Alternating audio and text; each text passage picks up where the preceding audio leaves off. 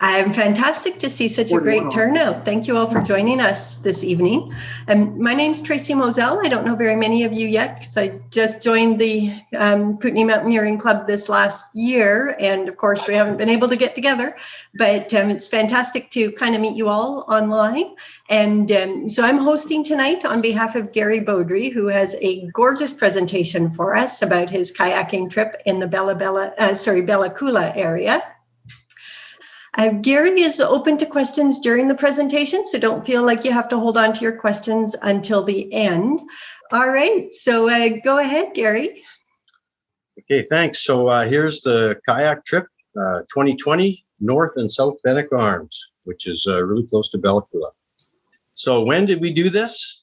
July 24th to 31st last year.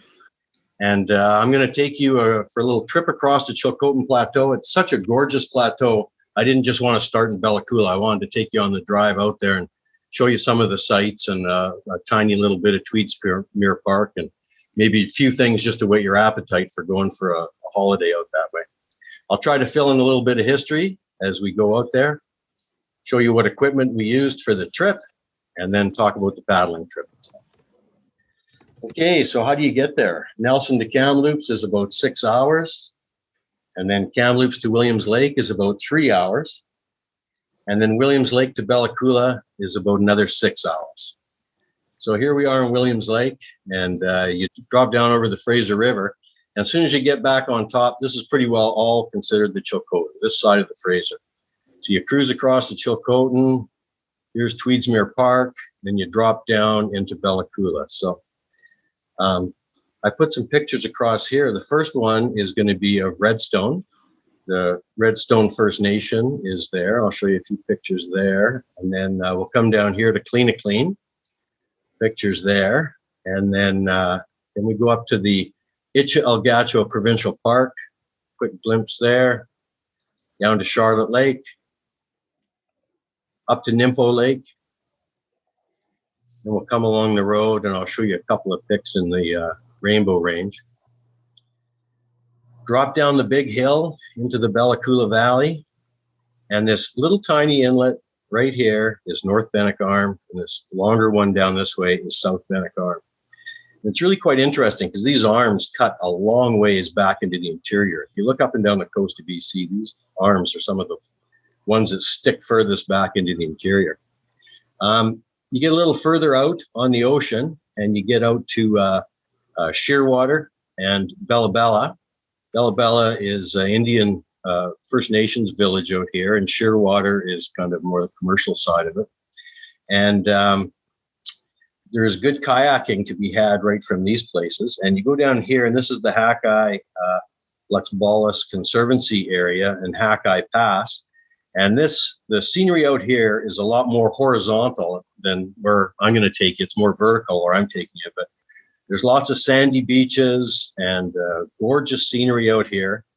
And this is actually where Michelle and I were going to go. My daughter, Michelle, went the trip with me. This is where we were going to go. But because of COVID, the ferry was only taking locals out to Shearwater. And Bella Bella folks didn't want anybody out there. And Parks actually shut down the whole conservancy. So there was no point going there. We did a local trip.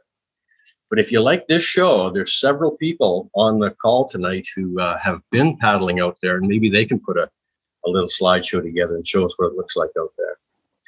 So here's the cemetery at Sidel, which is also known as Redstone First Nations.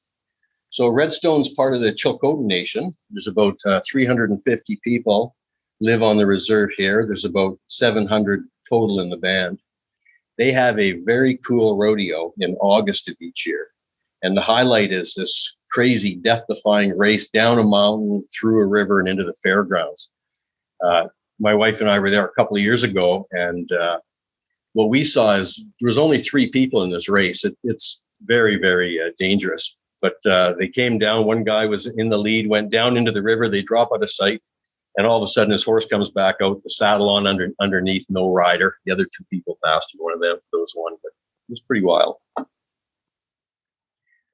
Okay, and then we head a little further out in the Chilcotin, and this is pretty standard scenery out there. You're getting into some mountains. There's lots of lodgepole pine and a few grasslands. As you get further west, you kind of climb in elevation. You get into more ponderosa pine stands. But right at Clean, there's a big hay operation and ranching. So this is up in the Itchen Mountains, which is kind of due north of Anaheim Lake. Really pretty hiking up in here. Mostly fly-in is how you're going to get there, but there's also outfits in Anaheim Lake that offer horseback riding up in here. It can take you for a trip. Okay, here's Charlotte Lake, which is kind of south and a little bit east of Anaheim Lake. We have a family cabin on this lake, and it is a beautiful spot to go. There's also a really nice recreation site at the far end, big sandy beach.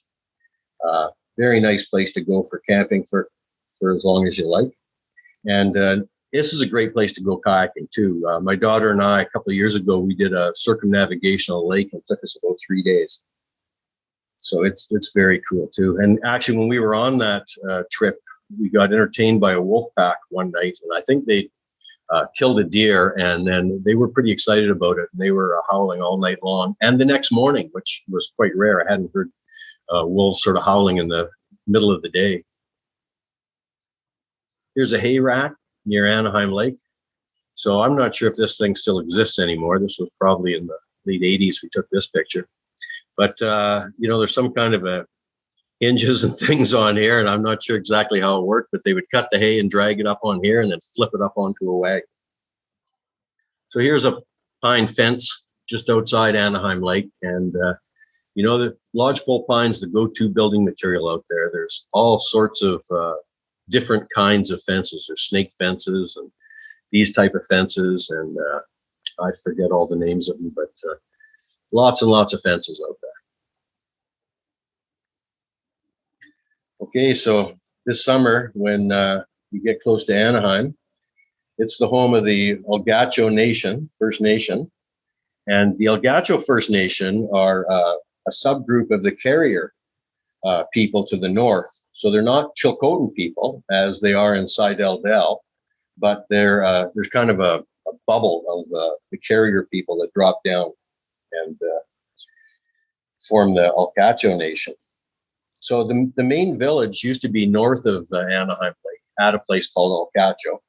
And it's right by where the Grease Trail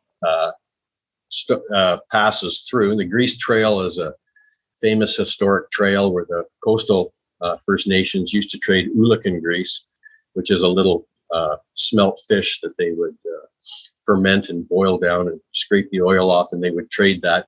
Fat was very important in the winters up there to stay healthy, and they trade that for meat and other types of goods up above. But the trail they used was called the Grease Trail, and that's the trail that Alexander Mackenzie used to get down to Bella Coola.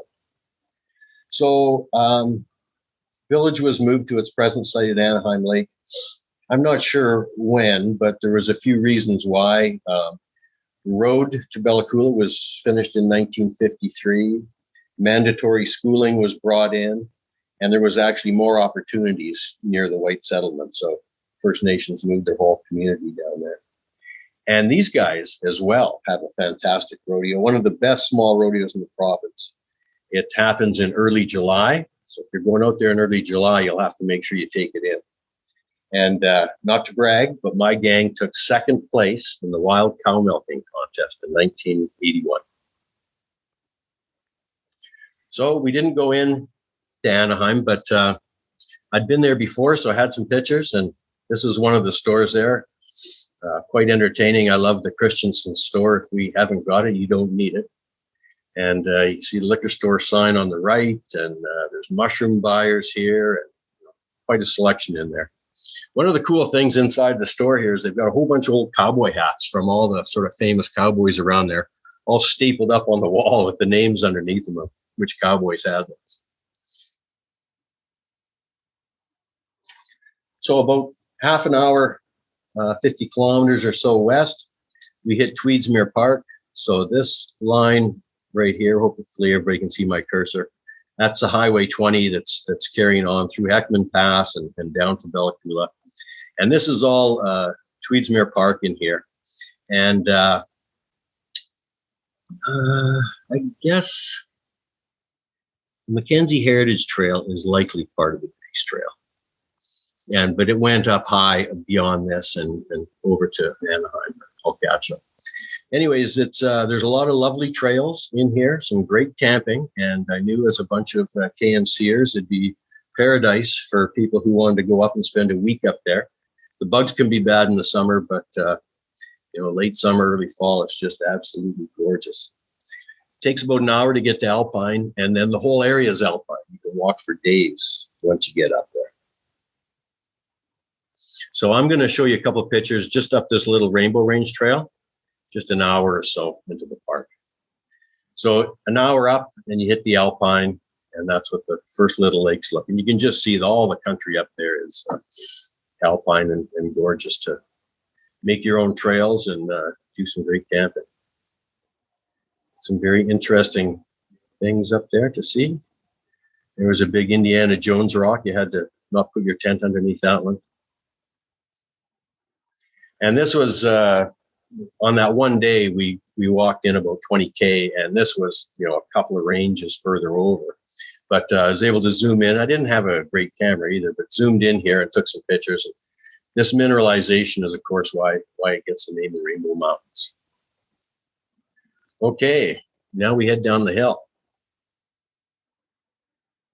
So what we're doing here is we're dropping from this Chilcotin Plateau that rose all the way across into Tweedsmuir Park, and now all of a sudden we have to lose all that elevation and drop into Bella Coola.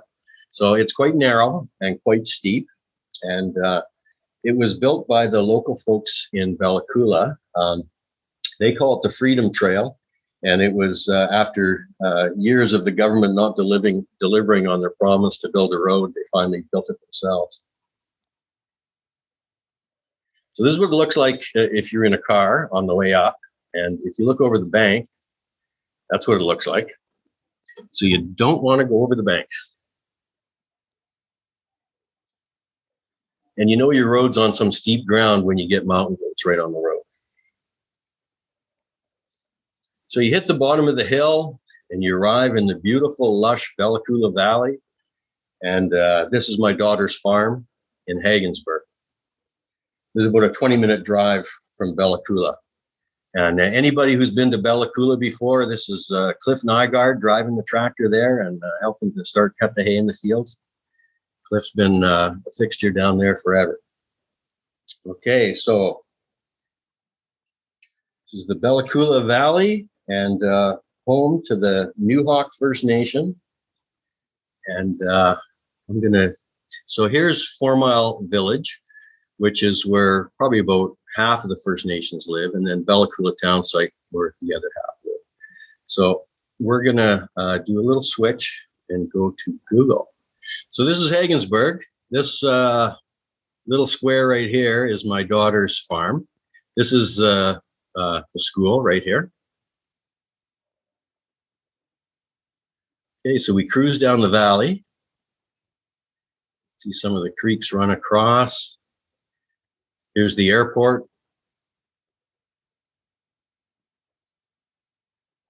Cruising down the Bella Coola. I'll just zip out a bit to show you. It's very steep on both sides. But like I say, beautiful lush valley as we cruise down here.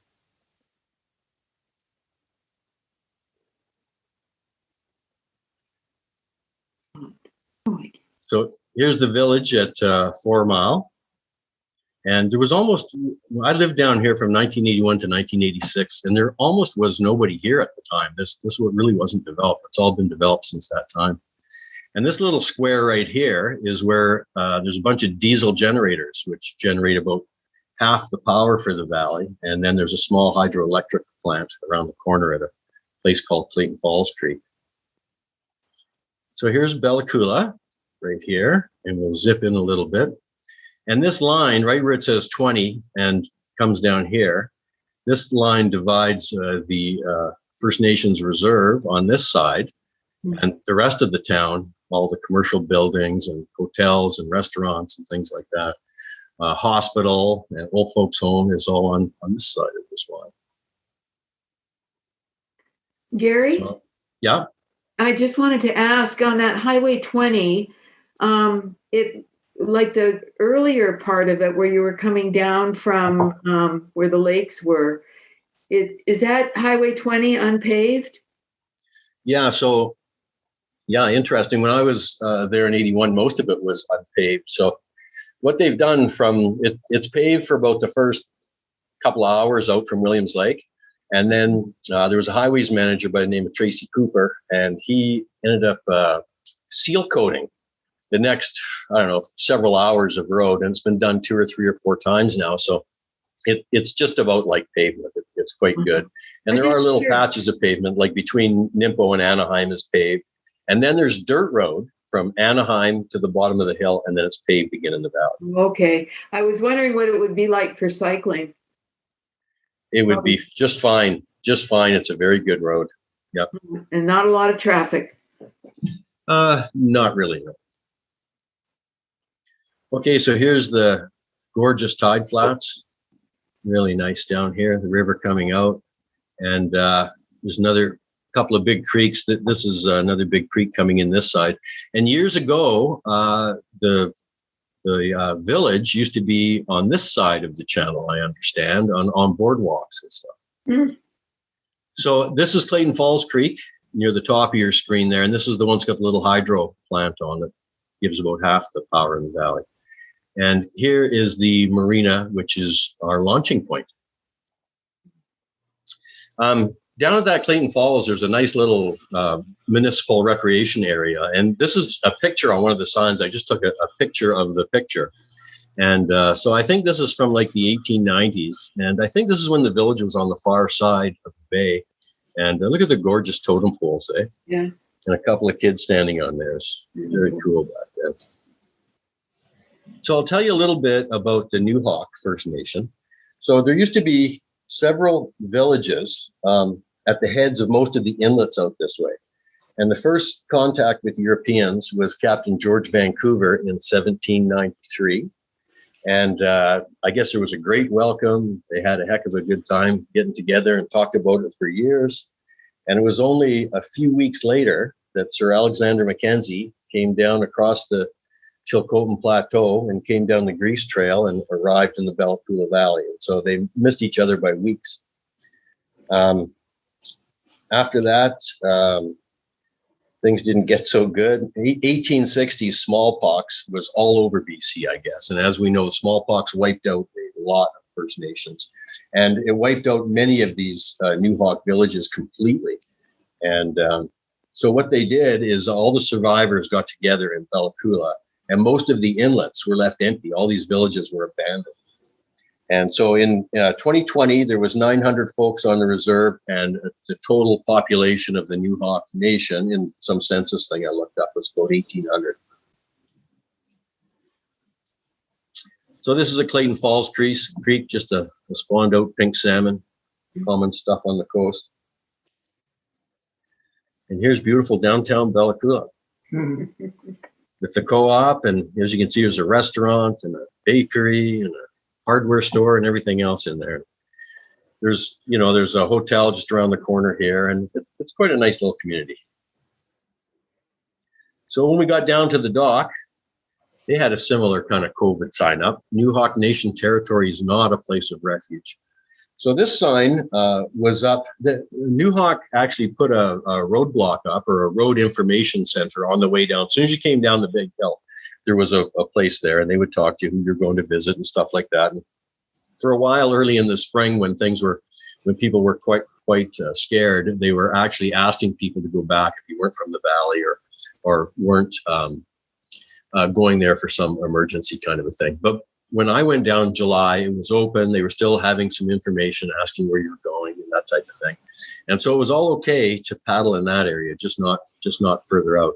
This sign was mostly put up because there was some concern about Americans and other people coming north to Alaska on the ocean system and then coming into Bella Coola to get supplies. Okay, so let's get on the water. So I'll just show you the boats we used. We didn't use this Pygmy Arctic Tern. We did use this Pygmy Murrelet. So these are a couple of boats I've built. And so this Pygmy Murrelet, very nice boat. They're about 17 feet. It's very maneuverable and lots of room in it. If you like doing Greenland rolling, that type of thing, it's wonderful for that as well. And another thing, this is the second boat we used. This is a 17-foot, it's called a Sea Knife kayak. And it's a little company that built kayaks out of Newfoundland. And I saw a show one time on CBC, and it sounded like an interesting company. And so I wrote to them and figured out a way to get one shipped over. So this is it's a wider, very stable, and very comfortable boat. And I call it the couch sometimes. It's like sitting on the couch. So what we used for paddles is we used a traditional Greenland paddle. And some people think, gee, wouldn't be very efficient. The blades aren't as big as a Euro paddle. But actually, when you look, the blade goes all the way up, and they're very similar in efficiency. And I've found once I've paddled these for a while, I never want to go back to a Euro paddle. I mean, you can extend them out, and they're really good for rolling. They float on the top and give you a lot of support. They're easy on the shoulders. And I just love these paddles. And made of Western red cedar, which I like to call nature's carbon fiber. So the other thing we had is we both wore dry suits. We didn't really need them out there, but I always like to kind of dress for the worst conditions you might gather. And so we did keep them on quite a few days. Michelle paddled more days without it than I did, but it was nice to have if you ever went over in the middle. Okay, so just another little picture here. You can see here's North Bentinck Arm and South Bentinck Arm. That's where our trip's going to be. There's all these other channels and islands and things out here. I pointed out before, there's Shearwater and Bella Bella, and off on the bottom left here is that whole Hackeye area. Absolutely gorgeous. I still hope to do that sometime. One thing I wanted to show you is where this bullseye is a place called Mackenzie's Rock. So when Alex Mackenzie came down to Bella Coola, he asked if they would take him out into the channels, and I think he wanted to do some navigation fixing and figure out exactly where he was. So they paddled him out here, and he got out about this far, and some of the Heiltsuk Nation from Bella met them there with a bunch of war canoes, and they weren't letting him go any further. And so he used vermilion and bear grease, whatever, and scratched his name on the rocks, and it was later chipped in by surveyors and stuff. So here's the rock. This is an old photo that I took in the early 80s, so it's kind of faded out, but best I can do. But what it says is Alex Mackenzie from Canada by land, 22nd July 1793. Yeah, Mackenzie was Scottish explorer, and he was the first European to cross North America. He preceded Lewis and Clark expedition by about a dozen years. He was a principal in the Northwest Company, and his group consisted of 2 native guides. He'd have never got there without them. And his cousin was along, and I think 6 voyageurs. So it was just a group of 10 of them.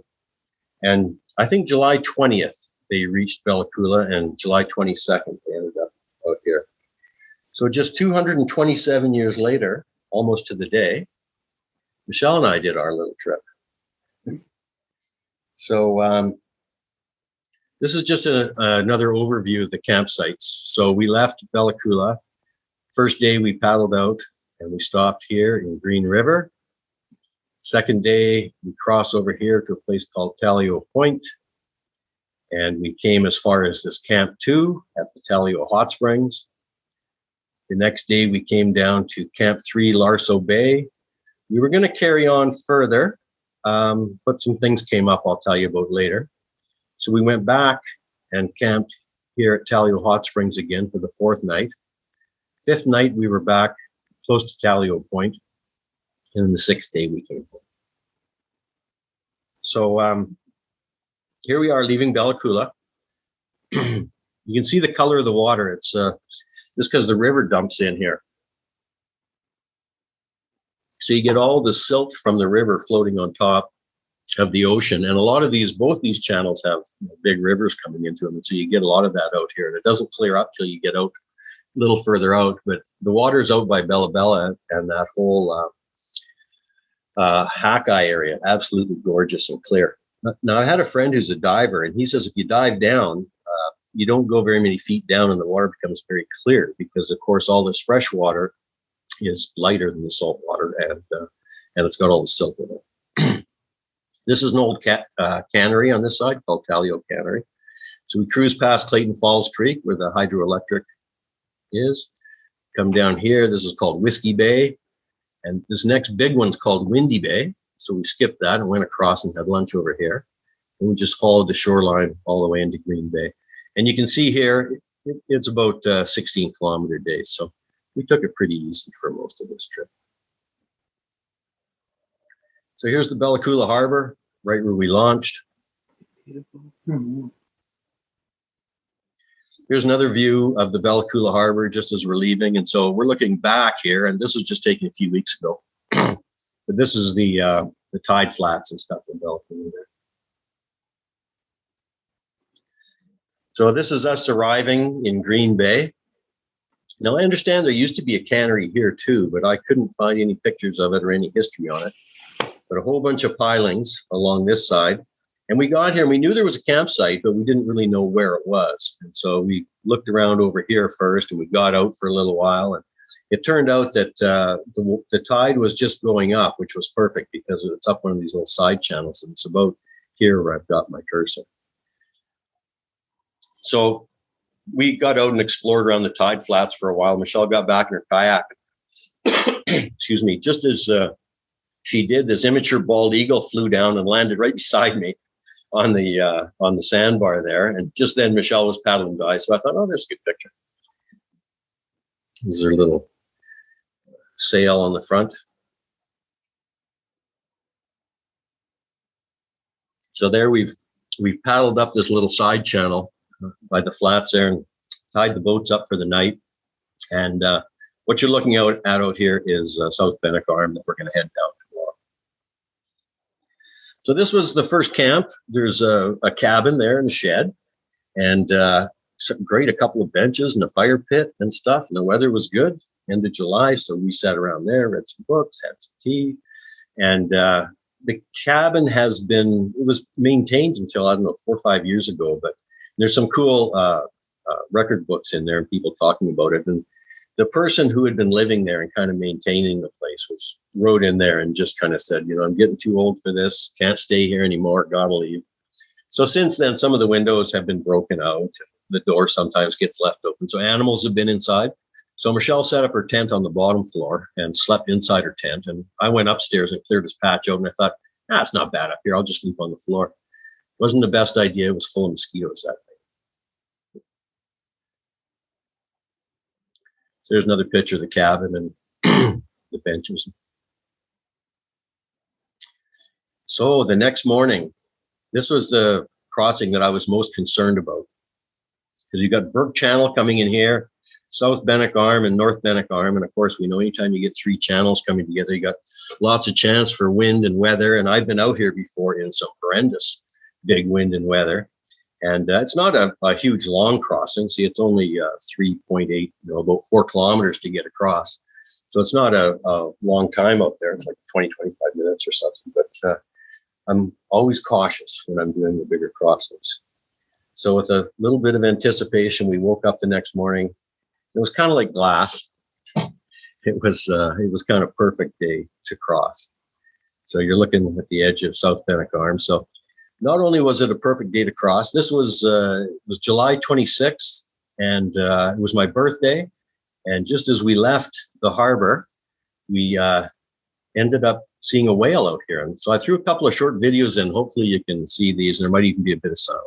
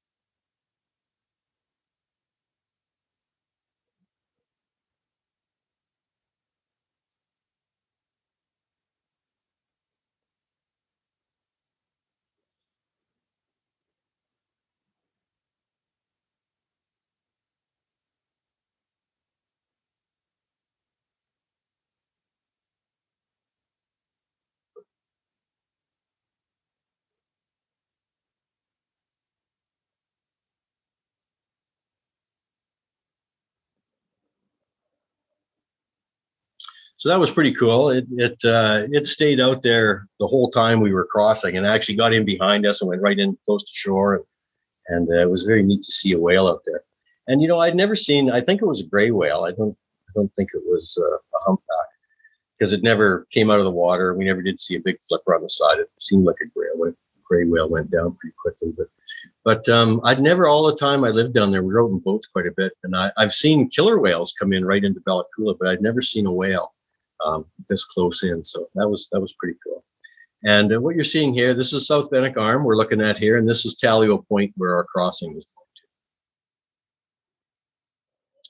So we crossed on that beautiful calm water, and this was on the far side, very near Talio Point, and you can see some low tide and typical seaweed.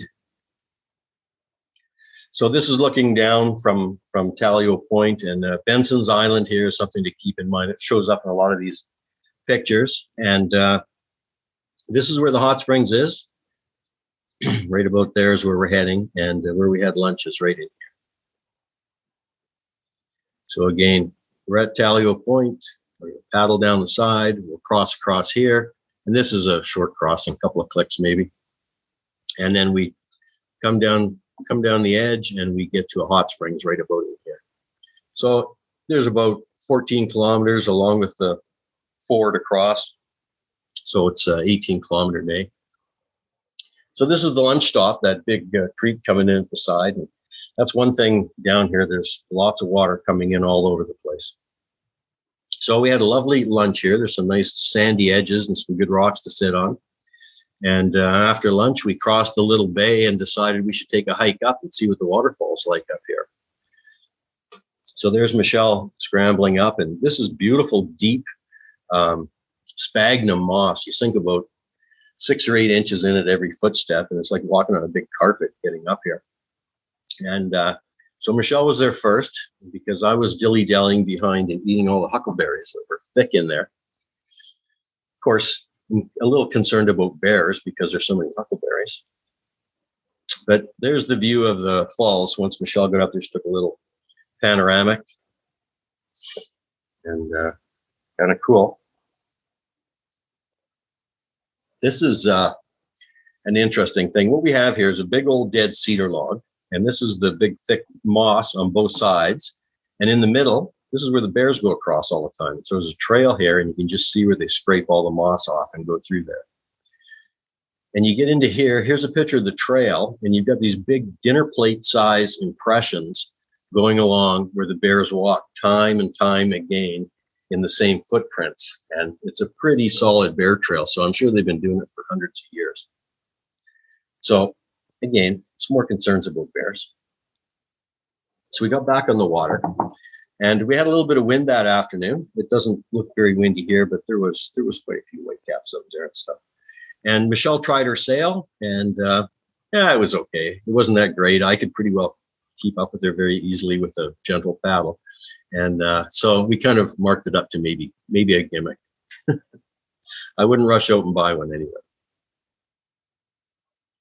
So then we arrived at the hot springs, and late afternoon, things started to calm down. I got my tent pitched here, and just another view.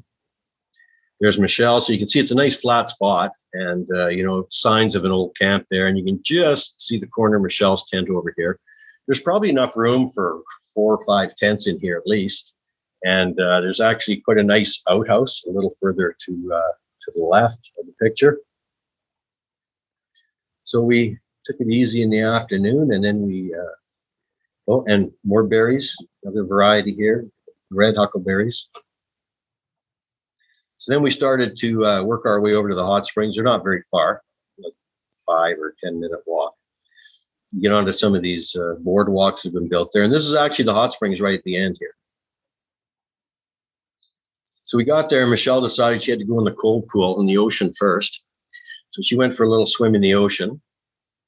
But I decided to get right in the hot springs. And it's kind of funny, when we got there, there's a couple of different hoses that go in there. And one of them is really, really hot out of the hot springs. And one is more of a bathtub type temperature. So I think often the bathtub type temperature hose is in there and it fills it up. And then if you want it hotter, you put the other hose in. But somebody had left both of them in there, and it was just screaming hot. It was too hot to get into, and we thought we'd have to come back later. But we started doing a little bucket brigade to the ocean and cooled it down fairly quick. And it doesn't look very full now, and it's because it's not in the foreground of the picture here. This is all concrete and rocks, and there's a couple of pipes in it that allow the thing to drain so it doesn't stay full all the time and wear down the cement or something. So you have to plug the holes up and let it fill up. So it's only about half full, but I couldn't wait. So there I am on my 65th birthday, sitting in the hot springs. Okay, so next day, we're taking off from Talio Hot Springs. And here's that Benson's Island again. We're going to cross to the far side. We're going to cruise down the edge of the shore, very short day, into this Larso Bay. And you can see it's only about 10-kilometer day. Now, it's interesting because these Google Earth pictures must be really old, because there's all this fresh logging is totally grown in, like completely and totally. When you see the pictures that when we get around the corner of Larso Bay, like this here is right in the bay, and have a look, and it's just totally grown in. This was active when I was down here in the early 80s, is when they were logging this. And this road here actually came from Bella Coola, and for a few years you could drive all the way over. There's some lovely wreck sites up top, up in the Alpine there, a couple of lakes that you can still get to, but the last half, maybe an ATV or a motorbike, but yeah, I don't think you can drive it anymore. So off we go. You can see it's quite a bit steeper on the other side than what it looked like. And we heard there was lots of pictographs down this side, and so we started looking for them. And if you see right here, that's a pictograph right there. Didn't show up great in the photo, but there's the close-up of it. And there's lots all the way down here. We must have seen 15 or 20 pictographs. So pictographs, of course, are just written on top. The petroglyphs, which Bella Coola Valley has some of the most famous petroglyphs right in the valley, you can get First Nations guide to take you in there. Back when I lived there in the early 80s, it wasn't so popular, and anybody could walk it at that time. So this is the only day I threw a line out behind me and got some kind of ugly little fish we let go. No decent salmon or anything. So here we are arriving in Larso Bay. So as you can see, all that logging is all grown in now. And this is all, part of the old log dump and booming grounds and that type of thing. And here's where the creek comes out. And there's a wreck site here. It's over in this far corner on the left here. And it's called the Big Cedar Tree Wreck Site. And it's not much of a wreck site. It's kind of a table and a couple of flat spots on a road. Excuse me. Then you can, here's the road. You can see how this used to be a logging road. You can see how grown in it is. So there's still a few buildings around from back when it was a logging camp. And so this is one of them, a good place to take shelter if you're in a heck of a rainstorm. And so we went and explored in here, and there was a bunch of graffiti on the inside of the cabins. And I thought it was kind of pretty cool graffiti for inside a cabin. And see, it says here, Camp 2. So this used to be called Camp 2 Bay. Its official name is Larso Bay. We used to call it Camp 2 Bay. I think we kind of gleaned from the graffiti on the walls that a high school class or something had got stuck here overnight and had done some of this. So there's quite a bit of this on the wall. It was two of the better ones. So then up the road we go. There was a lot of places where there were logs across the road and it hadn't been maintained in a long time. And you get up to this sign. You can't quite see the top there. It says Big Cedar Tree BC Forest Service Wreck Site. And here again is another kind of berry. So there's the thimbleberries Michelle's picking. And so in we go to the big tree, and the trail has not been maintained in years. And of course, the coast just takes over and everything grows in. So we needed a big machete to get in the first part. There was no toilet. There was just an old sign. So here we go. This is kind of with the fish islands. There's the big cedar tree, and it's kind of short and fat. And that's probably why it's still standing there. But I'll show you another picture, gives you a better perspective with a person beside it. It's pretty big at the bottom. Like I say, it's not very tall, but it's pretty big. And so we had to do our happy dance around the big tree. And yeah, that was the happy dance. And then, so here's some bear scat. And I thought this was kind of interesting because this is, eelgrass and mussels all munched up. And, he must have been down there just chewing up the local vegetation and stuff for a meal. And there's a much more normal looking one, although in here you can still see there's some shells in there. So they must have a lot of mussels in their diet, I guess.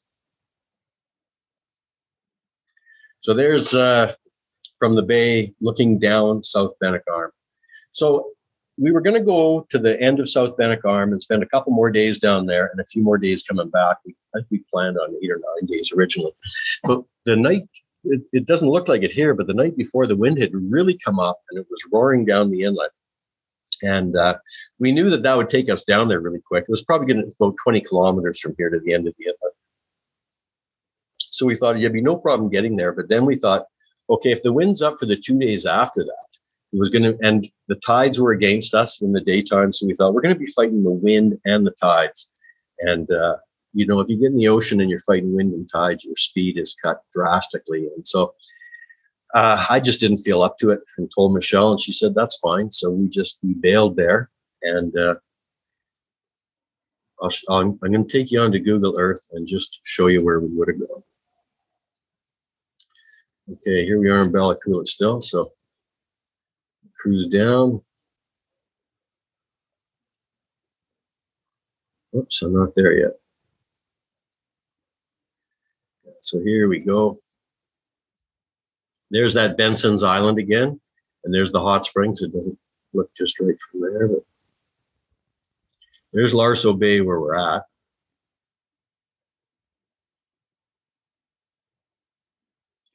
Okay, so as we cruise down here, it's quite steep-sided on the way down here. Like I say, it doesn't look all that steep from the Google Earth, but you saw the cliffs that we were cruising down.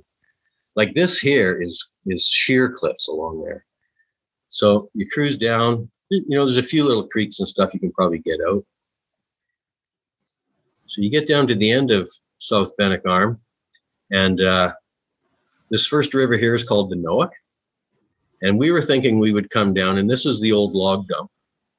Just let it zoom in there and focus. And so there's a big flat area here, and we thought this would be a good place to camp. It's nice and flat, and it's far enough away from the river to probably be pretty safe. So that's where we were going to camp, but we didn't. But I was really sad that we didn't get down here to explore, because look at these wetlands down here to explore. You've got the Noack River, and then all these wetlands. You can see this is an old logging road that's completely grown in now. Bunch of wetlands, and here's another river called the Talliomi. You go through little narrows. You get some more wetlands coming in from a creek. And you get right down, there's the very end of South Bentinck Arm. And this is quite flat as you hop through here. And this on the other side is Oakino Lake, famous salmon lake. And this river up here is called the Wash Wash, which I think was named after someone who panned gold in it. Anyways, that's our little look at the south end of South Bentinck Arm. And another interesting thing about the Noack River here is there used to be a road. They joined up a road from Bella Coola over to the Noack, but there's a lake up in the Alpine called Ape Lake, and it was blocked off by a glacier, which eventually floated, and the entire contents of Ape Lake went rushing down and took out huge portions of this road all the way down, and that was it. They never went in to fix the road after that. The glacier sunk again, the lake filled up, and everything's rosy, but there's no way to get in here unless you go by boat or air. Question for you, Gary. Yeah. Ronald Perrier asks, what are the katabatic winds like here in the summer? Well, outflow mostly, I guess. But yeah, so it would be, so katabatic, is that the daytime, nighttime thing, I guess. So it seemed like most of the wind we would get would be in the afternoon. and then in the evenings it would calm right down. So it's typical, as a lot of areas, is that you want to get out paddling fairly early. Although Michelle and I were never in a big rush. We're not in the water before 9 o'clock. It just seemed, by the time you break camp with kayaks and get everything packed up and loaded in the boats and out there, it takes longer than when you're backpacking. So we'd get in the water by 9, and we'd usually, by most of these days were fairly short, as you can see, and by somewhere between 2 and 4:30 or so we'd be landed, and that's when the wind would come up the most, like 3 to 4:30 ish, and then it would calm down again in the evenings. One thing the Bella Coola Valley is famous for is you get the outflow winds in the wintertime. The Chilcotin Plateau gets really cold, and then all that cold air just tips over and comes flowing down the valley, and you get some horrendous cold winds in the winter down there. Yeah, and Ronald adds to that. He says the problem with the long inlets is the outflow winds later in the day with very few takeouts. Many further south end up being poor kayak destinations and aren't really done. But Jervis Inlet, he says, is an exception to that. That kind of fits with your experience, eh? Yeah, it does. And actually, Michelle and I were going to do Jervis Inlet a couple of years ago, and we ran out of time, and we ended up doing Seashell Inlet instead for just a few days. So here we are in Larso Bay, and so we just explored around that day. This right about here, I think right here where my cursor is, there's the old log dump there, and there's a creek that came down across there, and I'll show you that creek. We went around here and diddled around. We came across here. Like I said, this was really quite steep on the far side, and there's a nice waterfall there. And then we wound our way back up, and when we got to about here, the winds did pick up that day, and they're coming right in our face, and I thought, well, we probably made a good decision because the wind blew pretty good, but we were back to Talio Hot Springs pretty early, and so you can see it was only about a 12-kilometer day. So it was nice and sunny in the morning, so Michelle was catching a few rays after we launched the boats. And here's that old logging bridge, and it's a creek. You can see the creek's a different color. It doesn't have the silt in it like the rivers do that are dumping in there, so she's just exploring around in there. Then we headed across, and on the far side, there was this cool waterfall. And the day before, we'd seen it later in the afternoon, and the tide was a lot lower, and there was a lot more white. And so the size of the waterfall would change both with the time of the day, because the glaciers would melt more in the afternoon. There'd be a lot more water in the afternoon, and then less in the morning. And also at low tide, it was hitting the rocks differently and bigger splashes. So it was quite a cool waterfall. And on our way back, typical shore lunch, we stopped someplace. You can see it's not very windy out there, hardly getting any chop at all. So, this is what we do every day, pretty well stop for lunch and get out to Jet Boil and make some warm tea or something like that and have a sandwich, or sometimes we cook up some soup or something. Off we'd go again. This is pretty typical for a landing spot too, It's not a lot of beautiful sandy beaches there. It's a little bit rocky. So there we are back at the hot springs, and you can see this time they're full. See the little pipe right here? That's the drain pipe, and this time it's nice and full, and it's quite lovely when it's full. Okay, so day 5, we're going to leave Talio Hot Springs, Benson's Island again. We're going to go on the far side, paddle up here, and we're going to get back to Talio Point. And this is a piece of private land in here. There's a big flat area in here. It doesn't show it as flat, but that's a big piece of private land. There's a logging road up there. They've done a bunch of logging. We'd stopped for a bite to eat there after we'd done our crossing. And we thought this is a heck of a good spot for a campsite. So again, nice short day, 12.5K. So I put this in here because, everywhere along North and South Bentinck Arm, there's these creeks that come down. And as you can see, you can paddle right up to it. And so I paddled right up to this creek and took my water bottle out, filled it up, and I'm all watered up for the day.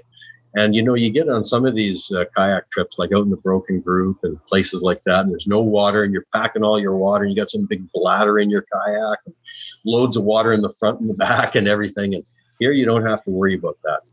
And we didn't treat the water at all. If we were being more careful, I guess we could have, but we didn't. So we were fine. Lots of water anyway. So we got up to, this is close to Talio Point, and again, here's old pylons in here. We stayed here the night, and the next morning, some of the people that owned the place showed up. they were coming up to check on some planting that had been done earlier. And the guy told me he had a picture of this when it was all, it had like a boardwalk on it basically, and he had an old logging truck on top of it in the 1940s. So I thought that was kind of cool. The other thing that happened here that was interesting is in the morning, this boat came along, and there was a guy, and he was going along the shore. He had a little boat, and he was trimming up the odd log laying on the side and putting a spike in it. And then you go down here, and he found a couple more in here and a couple more over here. And then after he went by, about 15 minutes later, this bigger boat came, and it was hooking on to these trees that he was marking up on the side and pulling them into the water. So as the old time beach combing was still going on a little bit along Bella Coola there. There's another picture. There's all the pilings there, and there's our boats, and the campsite's just up in the trees here.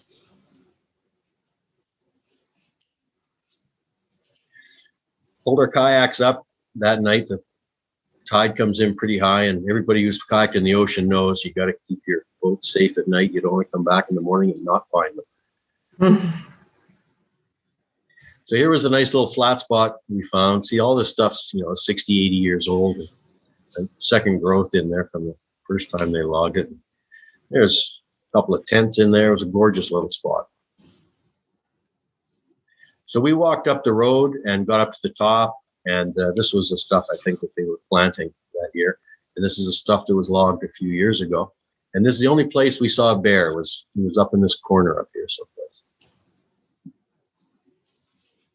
So then walking back down the road, a couple little black-tailed deer on the road. Oh, and the people that we met there told us, they said last time we were in here, there was a great big cougar down here. So we didn't see one. We were glad. And actually, right out in front here, this is looking across towards Burke Channel. I forgot to mention that first day after we saw the whale and started going down South Bentinck Arm here, there was quite a few porpoises swimming around out there and jumping and dancing around and stuff. So we saw quite a bit of wildlife on that trip. Okay, so last day, day 6. So you can see these are old. That logging's not even on here. This big patch is gone now. And there's the road is somewhere just beside the creek going up here, and it's not even on there either. So here we are where our camp was. We're going to go around the corner past Talio Point again, down through this bay up to there, and then I'll get another picture to take you from that point through Windy Bay, Whiskey Bay, past Clayton Falls again, and back into Bella Coola. So another interesting thing is in Whiskey Bay here, it's a nice little place out of the wind. And when we came out, there was, had to be at least a dozen fish boats that were anchored in here, all lined up side by side in there. Didn't look like a lot of social distancing going on. But they were waiting for an opening, waiting for a salmon opening, and it never came. And when we were coming back, 6 days later, I guess it had just been announced that they're not going to have the opening. And so all these fish boats were leaving just the same day we were coming back. So here we are in Whiskey Bay, which previously was full of fish boats, and we had the place to ourselves. And we took a little walk up, and there is some private property in there, and there's kind of a neat cabin. It looks like anyone did that in a couple of years, but nice little spot. And here we are arriving back in the Bella Coola Harbor, and there was the ferry they were using last summer, the little Nimkish, just for all the local trips. And I think they've now sold this, and they've got a slightly larger boat in. Back to the Bella Coola Harbor, and that's the end. So hopefully that wasn't too long. Thanks, Gary. Well, no, we still have 49 people sticking around. So, we kept everybody's interest. Are there any questions, comments, discussion for Gary? I know quite a few of you have been out in that area as well. Anything to add? I could ask a question about that giant cedar. Is that a protected tree or in a protected area where it won't get cut down? Yeah, I think it's in a Forest Service recreation site. And it's a big tourist attraction in the area. No one's going to head back in there to cut that down. Well, the golden spruce was a tourist attraction too, and it got cut down. Yeah, not by loggers.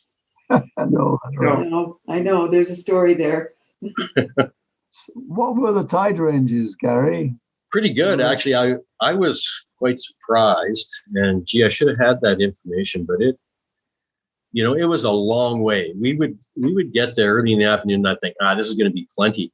And then, but we'd pull the boats up way further than we thought. And then like you'd get there at high tide, sometimes early in the morning, I'd go, holy man, look at how high this is. And it was some of the higher tides in the year when we were there too. So I'm thinking 10 meters. Oh, really? Is that 30 feet? Does that sound? Yeah. That might be a little bit big. I don't know if anybody that lived down Bella Coola way has a better answer for that. Did you have many mudslides then to get your boat out of the water onto the shore where you could safely park it? Or did you always land at high tide and leap out at high tide?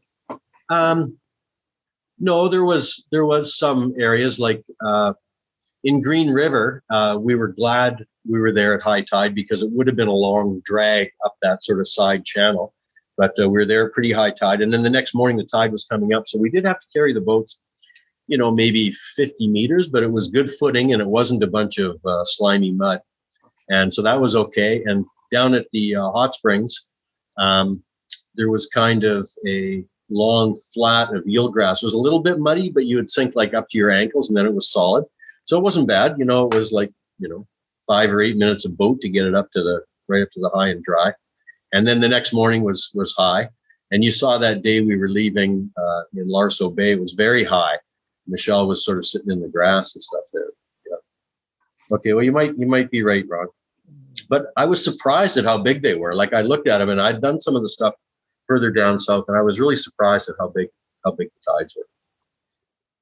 Yeah, so Ron, I don't know if everybody saw Ron's note there, and he said, 12 to 15 feet is usually a pretty big tide down south. It might not have been much more than that. Well, I did the Bayham Canal up around what's the place called? In Alaska. And we went around the Revagigio Island. I forgot the pronunciation of the island name there. My brother and I did a loop around that in kayaks. And we had many days. It was a misty trip for sure, a misty area. We were in the rain quite a lot.